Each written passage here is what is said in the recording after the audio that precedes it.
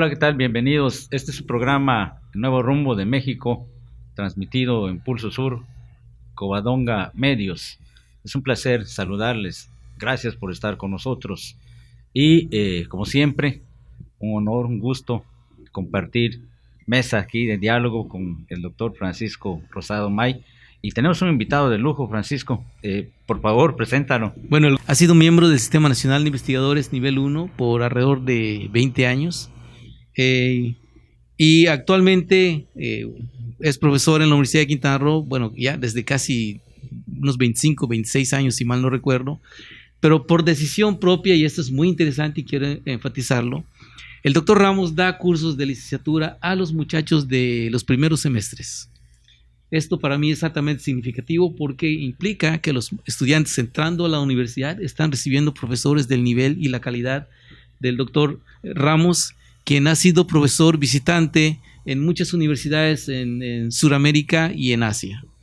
Entre las obras que destacan del doctor Ramos, y una de las que más admiro, se llama Niños Mayas, Maestros Criollos, que fue una de las primeras, si mal no recuerdo, grandes obras que hizo ya como profesor investigador de la Universidad de Quintana Roo, cuando se metió a estudiar todo el proceso educativo que los niños mayas tenían en el estado desde ya algunos ayeres.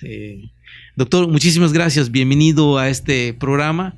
Y quisiera comenzar con un tema que sería importante conocer tu punto de vista con respecto a las artes en general, la literatura en particular, pero igual la filosofía, digamos, otras expresiones artísticas, no son un elemento importante en los programas educativos de las universidades del estado y, digamos, en general del país también, ¿no? Tenemos un instituto de cultura en el estado, que no necesariamente es una instancia que permita entender y atender también la importancia que tienen las artes, las humanidades en el desarrollo de una sociedad. ¿Algunas impresiones en este sentido, Martín? ¿Cómo no, Francisco? Bueno, primero, muchas gracias por la invitación. Sobre todo, gracias por tu elegante presentación que hiciste de mí. Espero merecerla. Gracias a Normando, que aquí está con nosotros y que, bueno, pues es un hombre con tanta experiencia en los medios. Y yo tengo muy claro el tema de la cultura, por lo menos para mí, y que es mi guía para el quehacer cotidiano en docencia, para el quehacer cotidiano como un simple ciudadano. Y seguro que es la misma idea que muchos compartimos, que seguramente tú compartes, que seguramente Normando comparte. La cultura de cualquier región es un elemento integrador. Es un elemento que recompone a la sociedad, que reintegra los tejidos sociales. Que aporta identidad también. Que aporta identidad, pero fíjate que hay algo todavía más importante y que casi no lo notamos. La cultura también es economía. La cultura mueve dinero, la cultura genera empleo. No solo es un gran proyecto de reinserción social para la gente joven, sino también es un proyecto económico. Y te lo digo fácil. Si tú inviertes en ética, si tú inviertes dinero, recursos en ética, te vas a ahorrar dinero en seguridad pública, en centros de reinserción social, en cárceles, ¿sí? Entonces, en corrupción. En corrupción. Alrededor del 30% de nuestro Producto Interno Bruto, hay estimaciones que dicen que es el efecto del impacto de la corrupción, no es nada menor. Así es. Entonces, la cultura no solo es integrar a una sociedad en un camino común. La cultura también es un sistema económico que nos puede generar empleos y nos puede generar ingresos que no hemos previsto. Lo más visible es moda. La industria de la moda genera un montón de dinero. La industria del cine, ¿sí? Pero más allá de eso, más allá de lo visible, están esas inversiones que no se ven, pero que en el largo plazo significan un ahorro importantísimo para las sociedades. El tema ético, por ejemplo, ¿sí? El tema filosófico, el tema de meditación. Tú dices, bueno, a mí como sociedad, ¿en qué me beneficia la meditación? O o al gobierno estatal, ¿en qué le beneficia promover meditación en las escuelas, promover meditación, digamos, con las personas de la tercera edad? Bueno, le beneficia en que no va a invertir tanto en salud, ¿sí? Le beneficia en que va a invertir menos en hospitales, menos en atención psiquiátrica. Claro. Entonces, hay que pensarlo así. No solo es un gran proyecto de socialización, las políticas culturales, sino es un gran proyecto económico. Totalmente de acuerdo. Algún maestro me comentaba en alguna ocasión que todos los profesionales, absolutamente todos, debían estudiar filosofía y que es fundamental para tener una base humanística, porque me decía que si un matemático hace un descubrimiento importante, que al final de cuentas debiera estar enfocado a hacerle bien al ser humano, se utiliza muchas veces para hacerle daño al ser humano. Entonces la tecnología termina dañando al ser humano por una falta de cultura humanista, por una falta de humanismo. Parece que tenía razón Kant, que decía que todo se puede resumir a 4 preguntas. ¿Qué puedo conocer? ¿Qué responde la ciencia? ¿Qué debo hacer? ¿Qué responde la ética? ¿Qué me cabe esperar? ¿Qué responde la religión? Y la más importante, ¿qué es el ser humano? ¿Qué es el hombre? Al final de cuentas es el que hace religión, porque es el que se liga a un Dios, es el que actúa ética o no éticamente, y es el que hace ciencia. Si ese que hace ciencia no la enfoca al ser humano, entonces, ¿qué sentido tiene el quehacer humano si no está enfocado al bienestar del mismo ser humano? La pérdida del humanismo, que es lo grave que hay ahorita, que va aparejado con esa pérdida de valores que tú refieres, doctor Martín, es cierto. Hace falta a las escuelas. ¿Cuál es tu visión? ¿Qué hay que enfatizar? Porque México tiene muchísima cultura. Hemos visto también muy seguido, doctor Francisco, cómo se queja la gente de que se ha perdido la educación verdadera, la educación de decir, pase usted, adelante, buenos días, ¿cómo está? La cultura del buen vecino, la cultura del joven que respeta a su mayor, la cultura del niño que sabe que debe, incluso hasta, no solo querer, hasta llegamos al grado de venerar a nuestros padres, ¿no? Entonces, ¿qué está pasando? ¿Por qué se da una situación tan difícil como la que se vive, no solo en México, en el mundo? Creo que parece un mundo de locos, como decía en su momento algún escritor ruso, ¿no? Algo está pasando, algo estamos haciendo mal, es el olvido de la cultura, tiene que ver con esta pérdida de humanismo y de ética. Claro. Bueno, mi impresión es que vivimos un proceso, ¿no? Un proceso de cambio. Mi impresión es que cada vez me convenzo más que hay que volver a lo básico en educación, a lo básico en comportamiento ético, a lo básico en premisas universales que compartimos o que compartíamos todos en materia de desarrollo, ¿sí? Pero cuando uno piensa eso, dice uno, bueno, es que me estoy haciendo mayor, es que me estoy haciendo anciano. Pero no. Joven con experiencia. Pero no, en realidad te das cuenta que te tocó la enorme fortuna de vivir en un mundo cambiante, de vivir en una época donde las tecnologías, donde la percepción de las cosas, donde las generaciones son totalmente distintas a nosotros.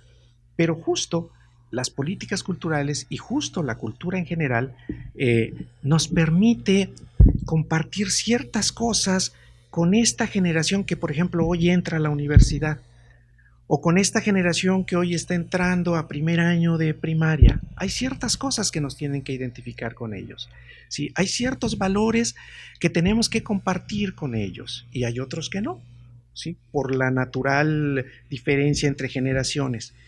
Pero valores de desarrollo, valores de solidaridad, valores de espiritualidad, tenemos que seguir compartiéndolos. Valores de coexistencia humana. Exacto. Tanto ellos van a aprender de nosotros como nosotros de ellos. Yo soy, digamos, de origen campesino, del estado de Hidalgo, de una tradición de educación casi medieval, ¿sí? El asunto de género, las mujeres en su lugar haciendo la comida, ocupándose de cosas del hogar y los hombres en el campo. ¿sí? Imposible que un hombre se meta a hacer tortillas. Doctor Martín, ¿no te tocaron los libros del maestro Teodomiro Manzano? Que un No. tío mío me platicaba mucho de él, que No, es el cuéntame. autor de varios libros de texto de nivel primaria del estado de Hidalgo. Un tío es del estado de Hidalgo. Ajá. Falleció hace poco. Yo soy del Valle del Mezquital. ¿De dónde era tu tío? Un ingeniero de Pachuca. Ah, no, bueno, sí, mira, muy cerca. Pero es otra tradición, ¿eh? El Valle del Mezquital. Sí, sí, debe ser, pero lo que estás platicando es hermoso tener la raíz, conservarla y si la dejas de pensar, muere. La Claro. conservas cuando la recuerdas como ahora. Así Eso es. es lo bello de esto, ¿no? Así es, Normando. Y a lo que iba es que mi educación en cuanto a género es una educación que hoy se conoce como una educación machista. Y yo estoy entendiendo de mis generaciones ahora de estudiantes universitarios que las cosas se tienen que equilibrar. Entonces, ellos me están reeducando en términos de género.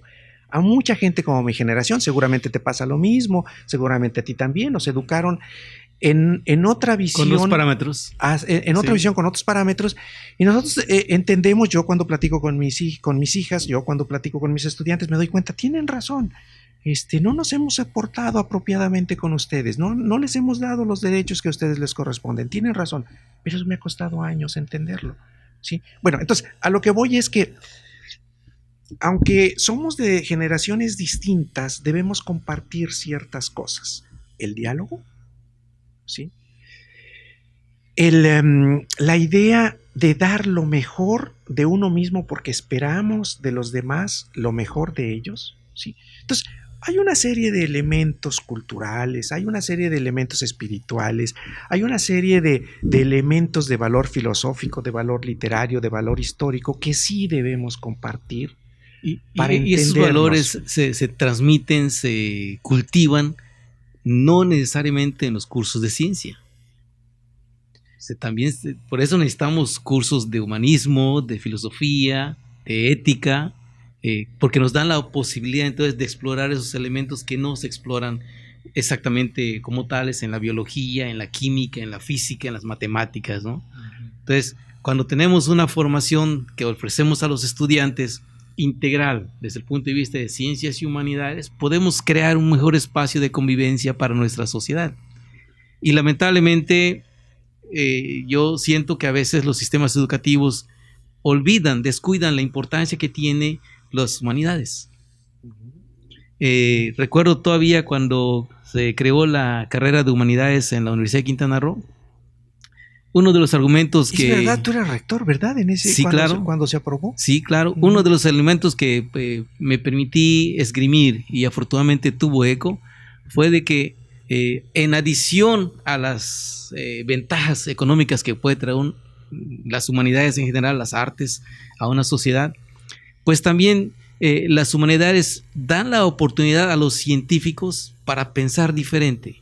Es decir, cuando uno está en las ciencias solamente aplicando alguno de los métodos científicos que están disponibles, debido al rigor que eso requiere por el sistema de investigación que hay en el mundo, prácticamente estamos haciendo investigación con una camisa de fuerza, no podemos salirnos de ese método.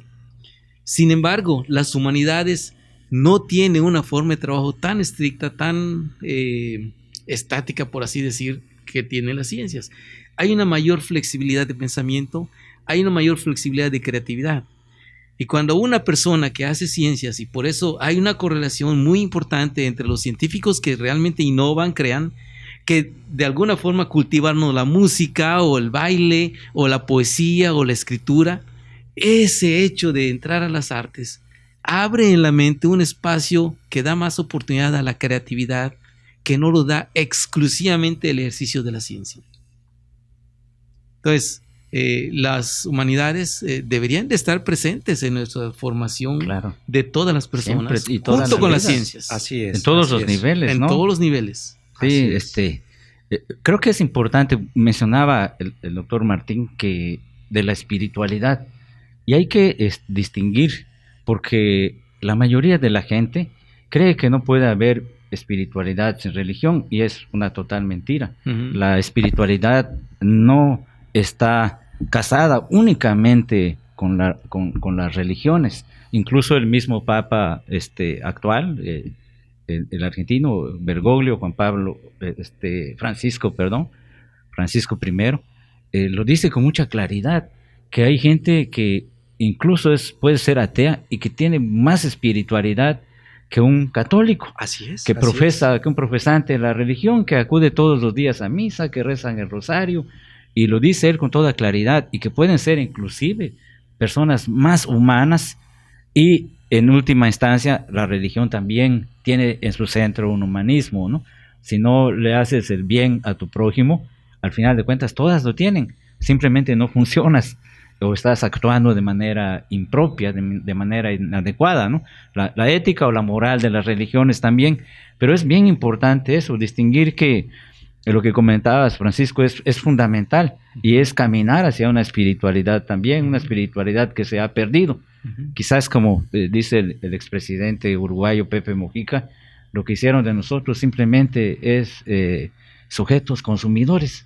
Vivimos solo para consumir, y nacemos, crecemos y morimos, y todo lo que hicimos fue consumir. Sí. Y muy poco aportamos, porque perdemos la base de humanismo, y también lo de la formación en la solidaridad. Más bien para los que nos forman es para la competencia, y una competencia feroz, y solo tú ves a quién desplazas para meterte. Así es. Y tristemente se convierte en una pelea de perros. Sí, sí. La interacción, la ley de la selva, la interacción social.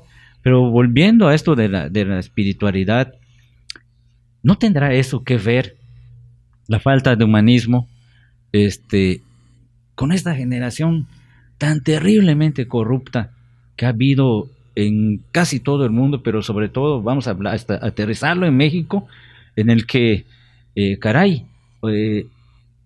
a niveles, no sé cómo decirle, catastróficos, a niveles hasta intimidantes, dice uno, ¿qué está pasando?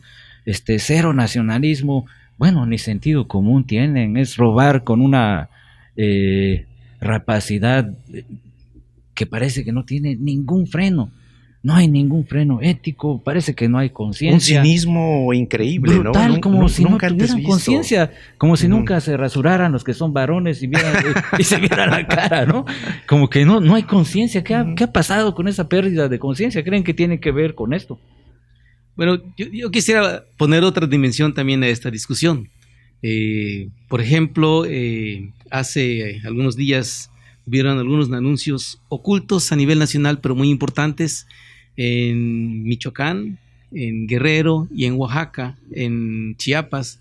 Se han estado creando procesos sociales para que en municipios ya completos, ya no solamente en comunidades, sobre todo con composición muy alta indígena, la toma de decisión, incluso en la elección de sus autoridades, sea más por usos y costumbres que no por la votación a la que estamos acostumbrados. Eso lo permite la Constitución, es totalmente normal, pero el Estado, por lo menos como lo conocemos ahorita, tiene miedo de esas figuras. La autonomía, por ejemplo, que están reclamando los zapatistas, tiene miedo de estas figuras porque pueden desembocar a situaciones de balcanización como ha sucedido en Europa. A mí me parece que la visión que uno tiene para apreciar esos movimientos sociales está sesgado demasiado por nuestra falta de formación, de cultura en las humanidades. Es decir, si yo entiendo que el otro tiene algunos derechos que están preservados por la ley y que en su propia cultura está la parte de una inserción social con los otros, es decir, para que haya esta convivencia social entre los diferentes, no tengo por qué temer que haya una figura de autonomía en una comunidad. Pero si mi formación, mi forma de pensamiento, que carece de estas humanidades, entiende este proceso como una contradicción de mi concepto de Estado, obviamente lo que va a resultar es un choque, es un conflicto, es un problema social, y a nadie beneficia eso. Y básicamente, ¿qué es lo que pasa allá? Es un problema de formación en que hemos dejado a un lado el humanismo, la cultura, porque ya no tenemos el mismo valor o la importancia que le damos a cursos como filosofía, como artes, etcétera, ¿no? Es decir, tiene unas implicaciones esto muy, muy importantes, que ahora que estamos hablando de la cuarta transformación de nuestro país, el nuevo rumbo de México, es importante hacer visible estos razonamientos que no solamente son lógicos, sino que han demostrado su valía en muchas partes del mundo. Por ejemplo, fuera de cámaras, el doctor Martín y yo estábamos platicando de alguna experiencia en común en Shanghái. Él ha sido profesor también en Taipei, en China, Taiwán. En China insular. China insular. Estos países conocemos a nivel de productividad mundial, formaron un grupo que se llama los tigres asiáticos. ¿Okay? Bueno, los tigres asiáticos se conocían hace alrededor de 20 años o un poquito más como países que tenían mucho elementos de disciplina muy estrictos en la educación de los muchachos. Muy estrictos, ¿no? Siguen siendo estrictos. Pero con un cambio muy importante. ¿Qué fue lo que pasó? Cuando empezaron a encontrar que su sistema de educación ya no estaba mostrando su efecto en la productividad económica del país y además en el tejido social del país, afortunadamente había gente muy inteligente en el gobierno que dijo, vamos a estudiar esto que está pasando. Entonces reunieron una serie de expertos a nivel mundial. Uno de ellos es el doctor Cajete de la Universidad de Nuevo México, que tiene muchos libros sobre pensamiento indígena y utilizados a nivel de educación universitaria. Él formó parte de eso y escribió sobre la experiencia. ¿Qué fue lo que el panel de expertos internacionales recomendó a estos gobiernos de los tigres asiáticos? Señores, modifiquen su currículum, incrementen las oportunidades para que las humanidades y las artes estén presentes en su formación, inclusive para los ingenieros. Bueno, hicieron cambios en su plan de estudios, en sus sistemas educativos, metieron artes, metieron cultura, metieron humanidades, y mira dónde están ahorita estas personas. Y yo creo que es algo que nos falta muchísimo en países como nosotros, que tenemos mucho potencial económico, pero si seguimos creciendo con ese potencial económico que tenemos, también al mismo tiempo estamos poniéndonos la soga al cuello, porque no cuidamos de las bases, del fundamento que pueda hacer sostenible ese crecimiento económico.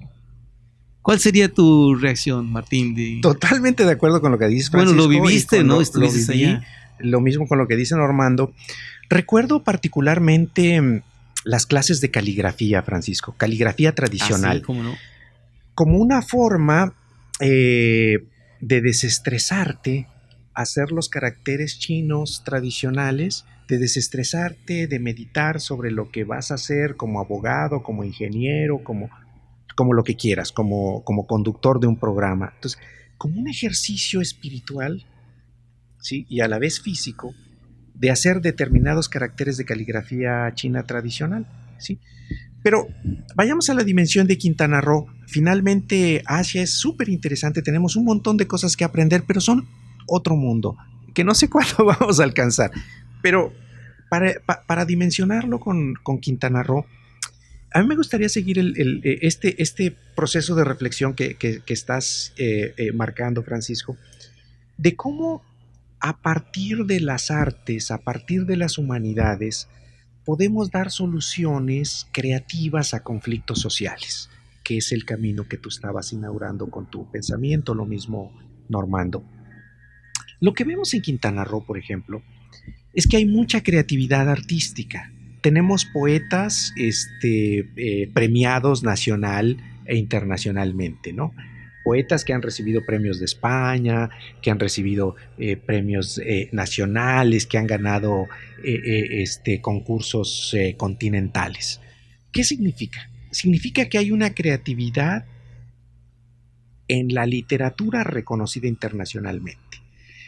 Tenemos obviamente músicos, ¿sí? De talla internacional, tenemos danzarines, tenemos deportistas, pintores. Aquí el asunto, Francisco y Normando, es ¿por qué no pasar la creatividad del mundo artístico al mundo social? Porque da la impresión que mientras que los artistas y los escritores van en avanzada en el mundo creativo, en el mundo social, es decir, el mundo de todos los días, el mundo de los conflictos sociales, no está teniendo soluciones creativas. Vamos dándonos la libertad que tienen los escritores desde las ciencias sociales para ser creativos con soluciones sociales a los problemas de desempleo, de salud, de educación que estamos viviendo. Entonces, lo que tú comenzabas diciendo, cómo en una comunidad se imparte la ley de una manera que no está prescrita en la ley, sino conforme la tradición local, nos asusta porque es una manera compleja. Bueno, pues asimismo vamos buscando soluciones creativas a otros problemas sociales que están presentes en Quintana Roo. O sea, no le hemos puesto creatividad a la creación de empleos. No le hemos puesto creatividad al combate frontal contra la corrupción. No le hemos puesto creatividad a llevar verdaderamente salud a las comunidades. ¿Sí? No le hemos puesto creatividad a muchas cosas que son temas sociales y sin embargo tenemos el ejemplo de las humanidades, de las artes, si quieres no de Quintana Roo, de México. Si quieres no de México, de Hispanoamérica. Vamos mirándolos. Vamos mirando qué es lo que hacen ellos y vamos a tratar de sacar esa creatividad para conflictos sociales. La tecnología desde hace mucho rato se dio cuenta de que la creatividad es un impulsor para la innovación. Desde hace rato los grandes corporativos hacen que sus CEOs se pongan a meditar, que se pongan a leer poesía, que se pongan a mirar pintura, para que después vengan a la oficina e innoven y sean creativos. Eso nos falta a nivel local. Tenemos las dos cosas, pero no las hemos unido. ¿Sí? No es un poco también, Francisco, doctor Martín, lo fuerte que nos pega la actividad turística en cuanto a la transculturación, porque llega un momento en que mucha gente se avergüenza de cosas de las que debieran enorgullecerse, se pierde mucha de esa base cultural. Hace poco leí y la verdad hasta me dejó medio pasmado que en varios pueblos de Yucatán están enseñando matemática maya y es decir, con el sistema vigesimal, no el decimal con el que nos formamos todos nosotros. Y los niños están encantados aprendiendo a escribir con es un movimiento mayas. Mundial, Normando. Es fantástico. Etnomatemática se llama. Sí. Es un movimiento mundial, sí. Etnomatemática se llama, es mundial. Sí. Pero en Yucatán ya lo están haciendo. Me dio mucho gusto en varios poblados. Y los maestros lo asumen además como una actividad no solo enriquecedora y complementaria, sino dicen ellos que le aportan muchísimo al desarrollo mental de sus niños. Aprenden mejor. Exactamente, es eso. Entonces, ¿qué nos pasa cuando llega algo de esa naturaleza aquí, teniendo tantos maya hablantes, tanta gente que conoce bien la lengua maya y que bien podría implementarse aquí esa etnomatemática? Así es. Y además el mundo parece que está destinado, las computadoras y todo usa sistema binario, tal parece que tenemos que mirar hacia ese sistema vigesimal de la numerología maya, ¿no? Totalmente de acuerdo, hay opciones que deberíamos estar explorando, pero a mí me gustaría lanzar una pregunta con jiribilla. Con jiribilla, ¿no? ¿Cuáles serían las hipótesis? Es decir, a mí no me queda la menor duda de que en el estado, especialmente en la parte que conozco, que es el centro y sur del estado, haya gente con mucha capacidad intelectual, con mucha experiencia local, nacional e internacional. No me queda la menor duda. En diferentes partes, en áreas, ¿no? En las letras, en las humanidades en general, en las ciencias, en las tecnologías, hay gente, pero son invisibles, sus aportaciones no se dan a conocer, pero más allá, por ejemplo, de que se publique una obra o de que hay un artículo o que se haga una exposición como la que hubo hace poco de negocios, de pequeños negocios, etcétera. A mí se me hace que estructuralmente en el funcionamiento de nuestra sociedad, digamos Estado, hay algo que nos hace falta para aprovechar ese potencial que hay. ¿Cuál sería la hipótesis, Martín? Vamos a hablar como académicos, que pudiera explicar esta situación. ¿Alguna idea por allá teniendo el potencial, teniendo la gente, teniendo condiciones, retos que nos está planteando el turismo, pero no tenemos la forma para enfrentarlo exitosamente? Claro. Bueno, en principio hay que convivir con lo que hay. Hay turismo y es un factor económico importantísimo. Y también hay comunidades marginales a las que debemos atender. ¿No crees que insuficientemente aprovechado, doctor Martín? Porque da la impresión que la mayoría de los recursos que genera la actividad turística no generan desarrollo entre la población. Seguimos teniendo comunidades terriblemente pobres, incluso en pobreza extrema, y seguimos teniendo en las ciudades desarrolladas turísticamente cinturones de miseria. ¿Cuánta gente vive en situación de suma precariedad en Cancún? ¿Cuánta gente vive en condiciones precarias en Playa del Carmen, en Tulum, en prácticamente toda la zona turística de Quintana Roo? Entonces uno tiene que aceptar que algo no se está haciendo de manera correcta, que quizás estamos creciendo muy rápido, incluso sobrepasando la densidad que la misma naturaleza permite, y allí seguimos dándole, decimos somos los campeones en la generación de empleos. Yo diría, ¿qué tipo de empleos? Así es, Normando. ¿Y dónde se ve el beneficio? ¿Dónde está el ingreso per cápita de la gente? Que nos coloque en niveles reales de desarrollo humano, donde la promoción humana sea real, y la calidad de vida obviamente se eleve y sea cada día mejor, pero para el conglomerado social completo, no para unos cuantos. Así es. ¿Teníamos a contar alguna hipótesis, Martín? Bueno, cualquier economista, cualquier sociólogo te va a decir, tu mal es la mala distribución de la riqueza. O sea, el asunto de fondo es la distribución de la riqueza, que es inequitativa, por un lado. Y por otro lado, bueno, pues está lo que está. Y nosotros finalmente, soy un simple profesor. ¿Qué puedo hacer como un simple profesor para estos problemas? Bueno, por un lado aportar ideas, pero por otro lado hacer pequeñas cosas a lo grande, ¿sí?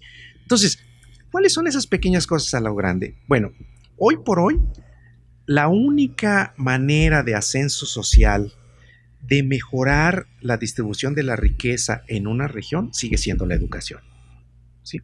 Entonces, si en la educación tú sales mal en matemáticas y en lenguaje, porque vienes de una comunidad donde tu lengua materna no es el español, sino es otra, y cuando vas a estudiar te enseñan matemáticas y te enseñan español y no es tu lengua, bueno, y ahí empieza tu primera barrera.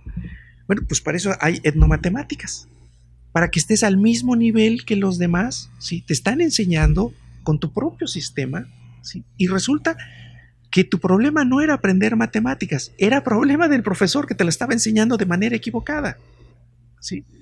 Y si te enseñan maya y te enseñan gramática del maya, vas a entender español y gramática del español. Entonces, como profesor, a mí me alegra mucho la exploración de nuevos sistemas, de no hacer un solo sistema para todos, que creo que ha sido el problema de nosotros en la península de Yucatán y en el país.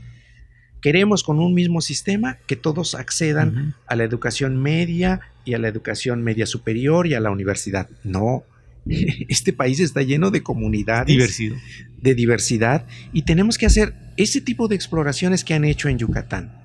Buscar si con las etnomatemáticas mis resultados en razonamiento matemático son mejor. ¿Y qué creen? Pues sí.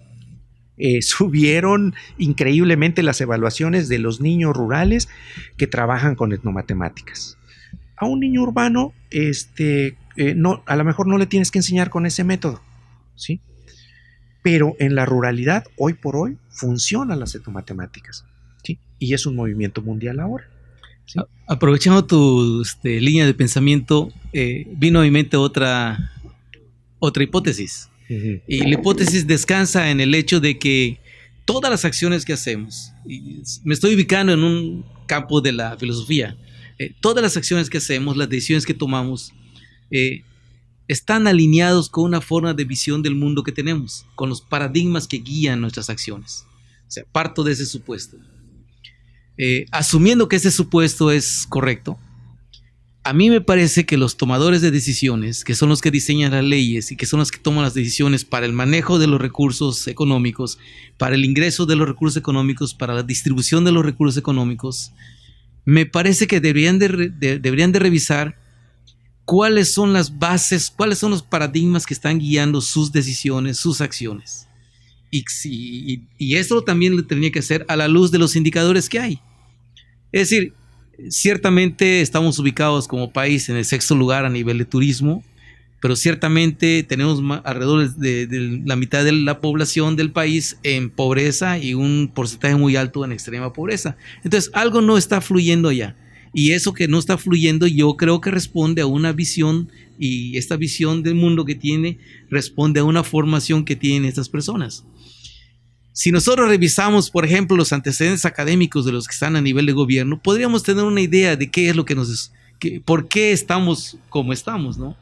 Y esta reflexión, pues, tiene la intención de invitar a los que nos estén escuchando, si hay alguien del gobierno, con la mínima base de ciencias políticas, debería estar reflexionando acerca de cuáles son los paradigmas que están guiando mis decisiones. Si mis indicadores no están correctos con lo que estoy esperando, pues lo lógico es revisar mis paradigmas. Y en esta revisión de paradigmas, bueno, hay muchas gentes en el Estado, en el área de las humanidades, en el área de las tecnologías, en el área de las ciencias, que pudieran estar aportando, y yo debo estar abierto a esas aportaciones. Esa sería una hipótesis, ¿no? Claro. El tiempo que es invencible creo que nos está derrotando. Así es. ¿Les parece si en una próxima charla ahondamos más en este tema? Pero no quisiera cerrar esta emisión de Nuevo Rumbo de México desde Pulso Sur, Noticias y Covadonga Medios, sin un apunte final de esta charla del día de hoy, doctor Martín. Sí, necesitamos invertir más en políticas culturales, necesitamos ser más creativos, porque las políticas culturales, digamos que están a lo largo y ancho de toda la política pública, y en las políticas culturales podemos encontrar algunas de las soluciones que hoy por hoy está buscando nuestra región. Entonces sí tenemos que invertir un poquito más en estos temas. Sí tenemos que recuperar esas lecciones que hoy por hoy nos enseña la filosofía, la literatura, la historia, la creatividad artística en todas sus manifestaciones. La tenemos que recuperar para solucionar conflictos sociales. Eso es lo que yo diría en este primer momento. Doctor, pues totalmente respaldo esa reflexión, y démonos la oportunidad, yo diría, para que podamos explorar mecanismos de beneficiar nuestra forma de pensar y nuestra actuación en la sociedad, descansando también en las humanidades. Pues gracias por su preferencia por vernos, y participe, envíenos sus comentarios, sus críticas, todo lo que usted tenga que decir en esto, que es un diálogo, y pretendemos que sea un diálogo abierto con todos. Gracias. Un conversatorio.